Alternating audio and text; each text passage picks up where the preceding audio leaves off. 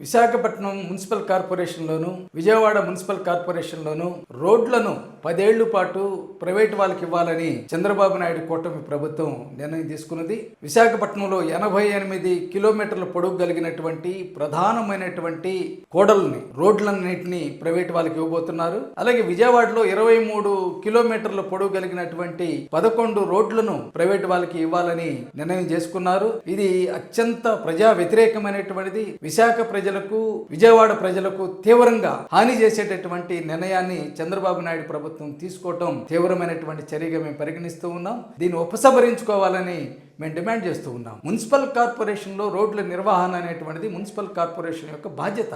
ఆ బాధ్యత నుంచి వైదొలిగి ఈరోజు కార్పొరేట్లకి రోడ్లను కట్టబెట్టడం అనేటువంటిది ఇది తీవ్రమైనటువంటి ప్రమాదకరమైనటువంటి చర్యగా భావిస్తూ ఉన్నాము. ఈ విశాఖపట్నంలో సుమారు 88 కిలోమీటర్ల రోడ్డుకి 10 ఏళ్ల పాటు నిర్వహణ చేసినందుకు కాంట్రాక్టర్కి 306 కోట్ల రూపాయలు విశాఖపట్నం మున్సిపల్ కార్పొరేషన్ ఖజానా నుంచి ఇవ్వాలని చంద్రబాబు నాయుడు గారు ఆదేశించారు. అలాగే విజయవాడ మున్సిపల్ కార్పొరేషన్ లో 23 కిలోమీటర్ల రోడ్డుకి సుమారుగా 171 కోట్ల రూపాయలు విజయవాడ ఖజానా నుంచి ఇవ్వాలని నిర్ణయం చేసింది. ఈ మున్సిపల్ కార్పొరేషన్ కౌన్సిల్ లో నిర్ణయం తీసుకున్నటువంటి కాదు, చంద్రబాబు నాయుడు గారే డైరెక్ట్ గా ఆదేశాలు ఇచ్చి అమలు చేపిస్తున్నటువంటి దుర్మార్గమైనటువంటి చర్య ఇది. ఇప్పుడు ఈ 10 ఏళ్ల పాటు ఈ కాంట్రాక్టర్ ఏం చేయాలి? ఈ రోడ్లలో ముందలు పెడితే పూడ్చటం, అలాగే రోడ్లను క్లీన్ చేయటము, వీధి లైట్లు వెలిగించటము, డ్రైనేజీల్ని శుభ్రపరచటము, ఫుట్పాత్లని రెగ్యులేట్ చేయటము, అలాగే మీడియేషన్స్ ని సుందరంగా తీర్చిదిద్దటం, ఇలాంటి పనులన్నీ కూడా ఇప్పుడు కాంట్రాక్టర్లకు అప్పచెప్తున్నారు. ఇప్పుడు ఆ పనులు చేసేటటువంటి మున్సిపల్ కార్మికులందరినీ కూడా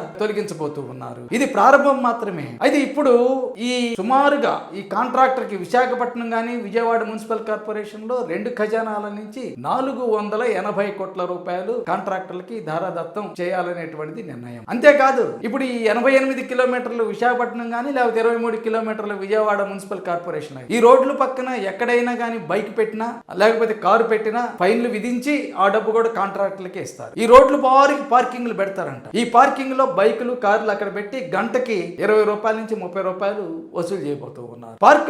పార్కింగే కాదు, అలాగే అక్కడ తోపుడు బళ్ళు ఉన్నాయి అనుకోండి, ఆ తోపుడు బళ్ళు వాళ్ళు కూడా నెలకి ఇంతని 500, 1000 రూపాయల, 2000 రూపాయల చొప్పున అద్దె కూడా కాంట్రాక్టర్లకు చెల్లించాలంట. ఆ రోడ్లు బారికి ఉండేటటువంటి అడ్వర్టైజ్మెంట్ బోర్డులు కానీ లేకపోతే షాపులు, చిన్న చిన్న ఇళ్లకి లేకపోతే చిన్న చిన్న దుకాణాలకి ఉండేటటువంటి నేమ్ బోర్డులు కానీ అడ్వర్టైజ్మెంట్లు అన్ని కూడా ఆ కాంట్రాక్టర్కే చెల్లించేలాగా నిర్ణయం చేయబోతూ ఉన్నది. ఇంత దుర్మార్గంగా ప్రజలు ఆస్తి పన్ను, నీటి ఛార్జీలు, అలాగే ట్రేడ్ లైసెన్సులు కానీ లేకపోతే బిల్డింగ్ ఫీజులు కానీ, స్టాంప్ అండ్ డ్యూటీ సర్చార్జీ గాని, వృత్తి పన్ను గాని, వీటి ద్వారా వచ్చేటటువంటి డబ్బుని కాంట్రాక్టర్లు తీసుకెళ్తూ పోతున్నారు. ఇది ఒక పెద్ద కుట్ర.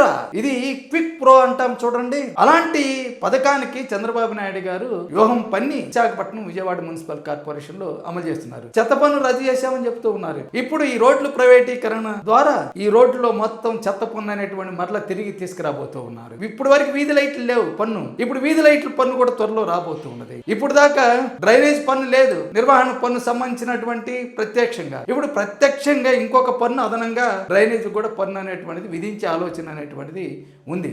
ఈ మున్సిపల్ కార్పొరేషన్లకి చంద్రబాబు నాయుడు గారు వచ్చిన తర్వాత 1 రూపాయి కూడా ఇవ్వలేదు, విజయవాడకి కానీ విశాఖపట్నం. ఇవ్వకపోగా ఇక్కడ వృత్తి పన్ను విశాఖపట్నం నుంచి ఏడాదికి 60 కోట్ల రూపాయలు వస్తాయి. విజయవాడలో వృత్తి పన్ను ద్వారా ఏడాదికి సుమారుగా 20 కోట్ల రూపాయలు. ఈ డబ్బంతా కూడా రాష్ట్ర ఖజానానికి చంద్రబాబు నాయుడు గారు తీసుకెళ్లిపోయారు. అది కాక విశాఖపట్నానికి సుమారుగా 1200 కోట్ల రూపాయలు ఈ పన్నుల డబ్బు చంద్రబాబు నాయుడు గారి యొక్క ఖజానాలో పెట్టుకొని వాడుకుంటూ విశాఖపట్నానికి డబ్బులు ఇవ్వకుండా వేధించేస్తున్నారు. పనులు ఒక్కటి కూడా డెవలప్. ఇప్పుడు పైపెచ్చు వీటిని ప్రైవేట్ రోడ్లు తీసుకొచ్చేసి ప్రజల మీద భారాలు మోపి కాంట్రాక్టర్లకి ప్రజల యొక్క ఆస్తుల్ని దోచిపెట్టడం తప్ప ఇంకోటి ఏం కాదు. ఇది ఇంతటితో కాదు, ఆగదంట. ఇది ప్రారంభం మాత్రమే. తర్వాత 10 వార్డులు కలిపి ఒక్కో కాంట్రాక్టర్కి ఇచ్చేస్తాడు. విశాఖపట్నంలో 98 వార్డులు ఉన్నాయి. ఈ 98 7గురికో 8 మందో కాంట్రాక్టర్లకి విభజించి వ దశలో ఆ విధంగా ఇస్తారు. వాటిలే కాదు, ఇప్పుడు పార్కులు ఉన్నాయి. విశాఖపట్నంలో ముడసర్లో పార్క్ ఉంది, లేకపోతే శివాజీ పార్క్ ఉంది. ఈ పార్కులన్నీ కూడా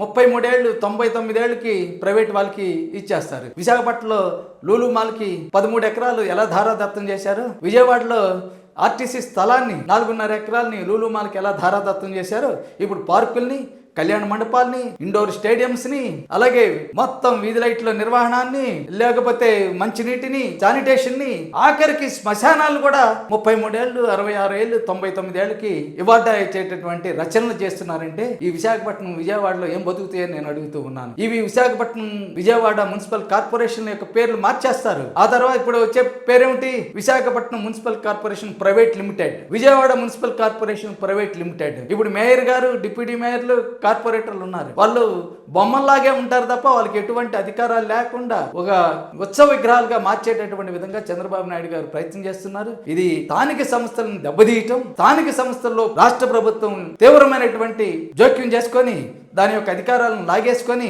ఈ ఆస్తులన్నిటిని కూడా ప్రైవేట్ వాళ్ళకి, పెద్ద పెద్ద కార్పొరేట్ సంస్థలకి, పెద్ద పెద్ద ప్రైవేటు కాంట్రాక్టర్లకి, రాజకీయ పార్టీతోటి వాళ్ళ యొక్క కూటమి పార్టీకి అనుబంధంగా ఉండేటటువంటి కాంట్రాక్టర్లు బదిలీ చేయాలనేటువంటి కుట్ర తప్ప మరొకటే కాదు. రాష్ట్ర చంద్రబాబు నాయుడు ప్రభుత్వం తక్షణమే ఈ దుర్మార్గమైనటువంటి చర్యని ఉపసంహరించుకోవాలని సిపిఎం కార్పొరేటర్గా నేను డిమాండ్ చేస్తూ ఉన్నాను.